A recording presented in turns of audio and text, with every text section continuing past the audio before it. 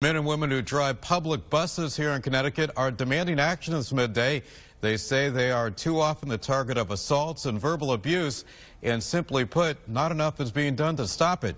News 8's Kent Pierce live in News 8 Control this midday with more on their demands. Kent.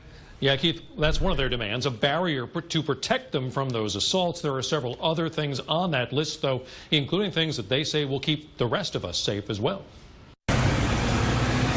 As you travel around, you might not think about bus safety, but the bus drivers certainly do. Leaders of amalgamated transit unions from all over Connecticut rallied on the New Haven Green, demanding bus design improvements. What we're asking for is a better workstation for us so that we can be comfortable and we can be safe and the public can be safe. For one thing, they say left-hand turns can be dangerous for pedestrians because drivers have trouble seeing due to the pillar next to the windshield and the side mirror. This is a view of the driver as we're looking. We're sitting here.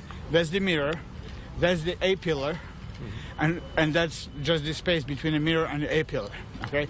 So if somebody's walking behind, you see those arrows shows you where there are people, but you can't see them. The union has formed a legislative council to lobby for changes. Another thing they want are seats, pedals, and wheels that are ergonomically designed. There's drivers have back problems. There's drivers, because of the way the steering wheels are on those buses, develop rotator cuff injuries. Drivers also say they're in danger of being attacked. Right now, there's nothing between drivers and their passengers. We just had a guy killed in Canada, one of our ATU brothers, and he was murdered by a homeless man. He wanted to get home safe, just like the rest of us out here doing our jobs and want to go home to our families. The solution would be clear panels separating drivers from the rest of the bus. It's something they're trying in Bridgeport. We disagree with the union on many things, but safety is not one of them. So it's a place where we found common ground.